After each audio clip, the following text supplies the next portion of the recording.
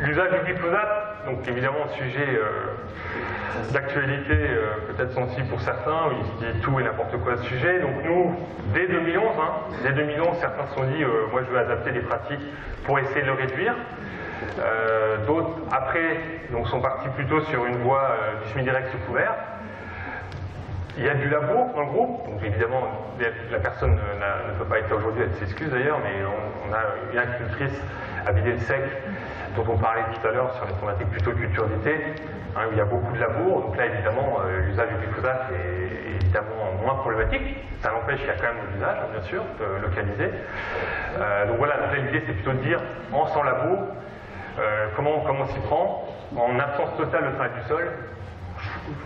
À moins que Pierre-Yves il ait quelque chose à nous avouer, bon, il n'y aura pas de miracle, je pense qu'il ne va pas vous dire qu'il n'utilise pas, mais comment il essaye de limiter le recours.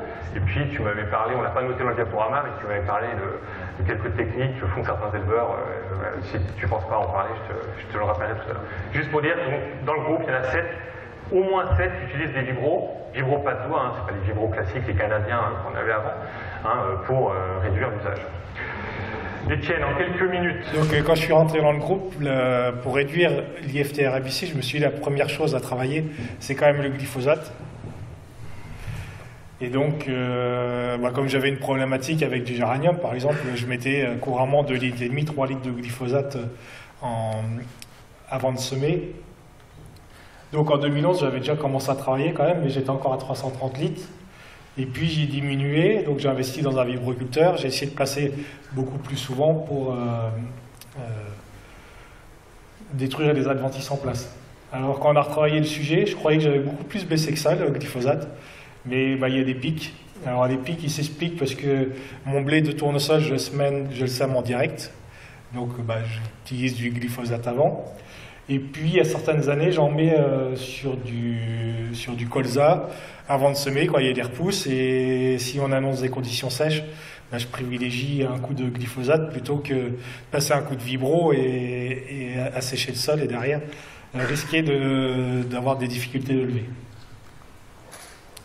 Donc voilà un itinéraire technique type là, cet automne sur du blé de colza.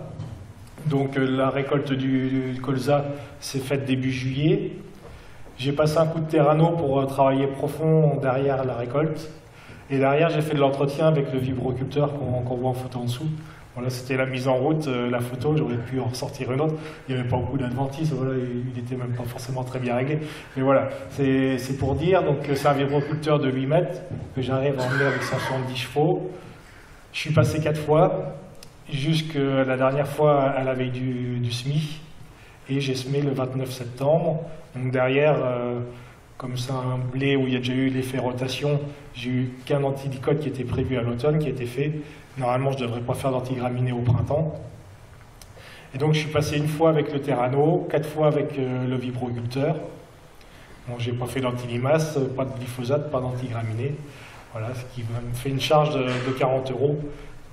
Si jamais, c'est bien pour l'année, mais si jamais malheureusement le blé venait à geler, il y a quand même moins de charges qui sont engagées.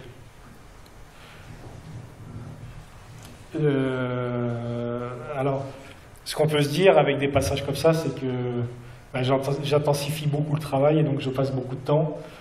Avec le terrano, j'estime à peu près 1,7 hectare de débit à l'heure, donc ça fait 35 minutes. Le vibroculteur, je suis à 5 hectares à l'heure, ça c'est des temps que je note. Départ ferme, retour ferme.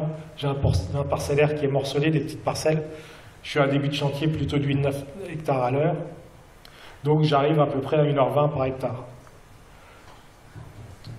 Si j'étais en labour, avec un labour, un passage de herse rotative, un passage de herse lourde, voilà, je l'avais estimé autour d'1h45, 1h50, on n'est pas à 10 minutes près. Et voilà, je suis plutôt moins, alors que des moments, avant de mettre les chiffres, je me disais, je serais en labour, je serais peut-être pareil en temps de travail. Et en termes de coût, je suis autour de 140-170 € de l'hectare. Sur un labour, on est à peu près similaire. Donc finalement, mon système, il me permet d'économiser du glyphosate, d'avoir une efficacité sur la problématique limace. Et derrière, en termes de charge, c'est pas forcément déconnant. Donc j'essaye de réduire le glyphosate et de ne pas m'en servir pour détruire des couverts. Donc là, c'est un couvert cet automne d'avoine avec des pois. Donc je suis avec le Joker, donc un outil à disque indépendant. Voilà ce que ça donne.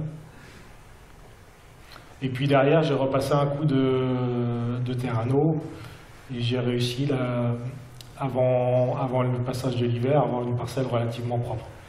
Bon, je pense que je repasserai un coup de vibrocuteur dans l'hiver si on a les conditions. En termes de consommation de fuel, je suis un petit peu au-dessus de la moyenne du groupe. Là, c'était sur l'année dernière. Bon, j'intègre dedans les broyages de compost, le broyage de cailloux. Ça fait quelques années que je broie beaucoup de cailloux. Donc voilà, forcément, j'interviens plus notamment que mon collègue à droite qui est en semi-direct, mais ça reste raisonnable. Donc le collègue à droite qui est en semi-direct, Pierre qui va intervenir après, donc c'est le 46 litres qu'on voit juste à côté. 46 litres contre 76 litres hectares, moisson comprise bien sûr, chez Etienne.